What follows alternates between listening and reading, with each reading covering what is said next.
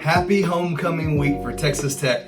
I am a Lubbock real estate broker. My name is Jim Archer, and I have over 700 transactions under my belt. I have been in Lubbock since I was 17 years old. That's over 30 years now. I came for Texas Tech like so many other people and fell in love with Lubbock. And so I'm a football fan, I'm a Texas Tech fan, and I love real estate. And so I wanted to talk to you a little bit on this channel, just kind of about Lubbock, Texas, and why it's such a place that investors love. Well, of course they love it. It's a college town, and college town means you're gonna have a lot of rental opportunities. Now, not only is it a college town, Texas Tech University definitely an economic driver for us here in Lubbock, but it's also got medical. It's kind of a hub for medical around, and so nurses, doctors, we've almost always got an influx of folks needing rentals. And so Lubbock is a really popular place to invest money for people all over the nation. In fact, if you look at just kind of growth over time, Lubbock's just steady, stable growth over time and appreciation. A lot of people love safe bets like that. It doesn't fluctuate as much as other economic climates in other towns because we're just kind of steady Eddie with the university, with medical and all the things. Rental population just kind of keeps on trucking. Rental rates just keep on trucking, and appreciation of homes just keeps on growing without a whole lot of dips and not a lot of spikes either. And so you're going to want to hold them for a little while, in my opinion, too. So I've got a portfolio of about 20 properties. I've got mainly residential. I do have a couple of buildings, so some commercial stuff.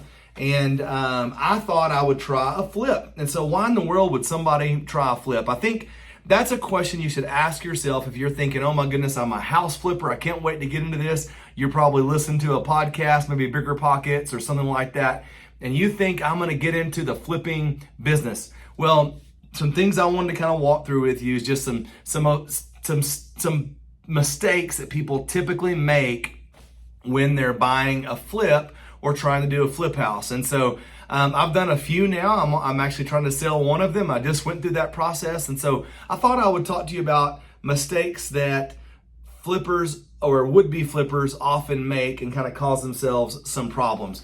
And so one of the biggest things is not realizing that a flip is going to take a lot of money to buy and potentially a lot of renovation costs. And if you overspend on the purchase and the renovation costs, you're already done. And so you hear this phrase all the time, but you make your money on the buy. And that is just the truth when it comes to flips, even more so. I mean, if you've got a long-term rental, you're gonna hold that maybe for 5 or 10 years, and you can decide if the market goes up, if you wanna capitalize on that. If the market goes down, you weren't really planning on selling it anyway, so not a big deal. It's kind of like the stock market, right? You got these ebbs and flows and ups and downs. On a flip, if you catch it when it's a little high and then you try to sell it when it's a little low, you may be in a pickle. And so the first thing you need to do, if you're going to do a flip, and we can kind of talk about why people do flips and what kind of the difference is between flips and long-term rentals, but you need to make sure you don't overspend. Now, I'm a real estate broker. I'm going to be ultra biased to utilizing a great agent that's got experience in Lubbock, Texas, and working with an agent that potentially has even done some flips, has some experience, has vendors for you. But if nothing else, an agent that can run accurate sales numbers about the neighborhood you're buying in. Now, the market currently, this is homecoming week for Texas Tech. I mean, it's just electric in Lubbock. It's amazing. But the market currently is a little bit down. I mean, it's just kind of plateaued. And so, of course, post-COVID, market was spiking, weren't a whole lot of things to buy, and so people were overpaying. And then we have higher interest rates that hit. People got under 3 interest rates and they decided I can't move off of those, or I don't want to, or they got spoiled to those. And so what's happened is inventory is gradually increased. We got up to about 2,300 homes this summer and fall. And that's a lot of homes in the Lubbock market. I mean, we normally run, let's say around 1,800 is a pretty healthy market. And then you get over that, you get into the 2,000, 2,300. Then all of a sudden now we've got, I don't know that I'd call it a pure buyer's market, but definitely buyers have got leverage and lots of advantages. And so that's why it's a great time to buy one. But if you're a flipper, you've got to think about, I'm going to buy one, yes, but I'm also going to have to turn around and sell it. And if you know anything about income tax and the timing of that sale, you may get penalized pretty dramatically if you sell within 1 year of purchasing that. And so you want to make sure that you are at least buying that property and then take into account the renovation, all of your closing costs from the purchase and the buy, and your holding costs, and your income tax consequences. And so when you put all that together, that means you've got to buy super low. So go find you an agent that can run numbers and tell you what would really, really super low in this neighborhood be.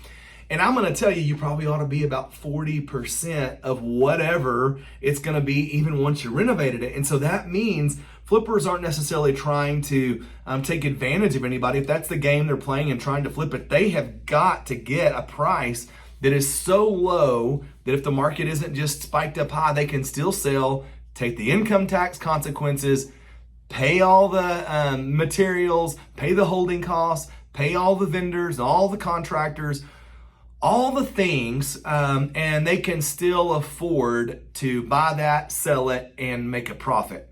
Now, hopefully, one thing I hope you're hearing as I'm talking about that is there are a lot of costs to flipping a home. Most people that don't have very much money to spare at all, it's probably not a great idea to get into flipping right off the bat. I would tell you almost any real estate investment, you need to have about $10,000 of just, I don't call it fun money, but a cushion, so that if you had a hot water heater or HVAC unit go out on you, you're not in a pickle.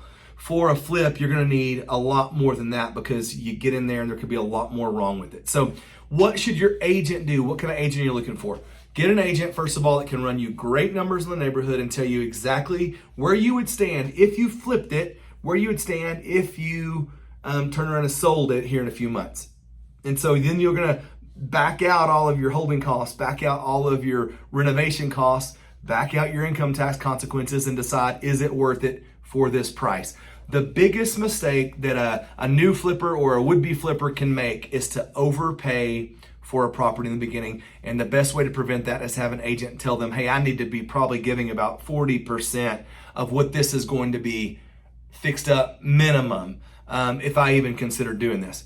Now, what that's going to mean is probably no, you're not going to be able to get that house that just hit the market. You're not going to be able to get that house that somebody bought in 21 or 22 and they owe the bank a ton of money. So what kind of targets are you going to look at?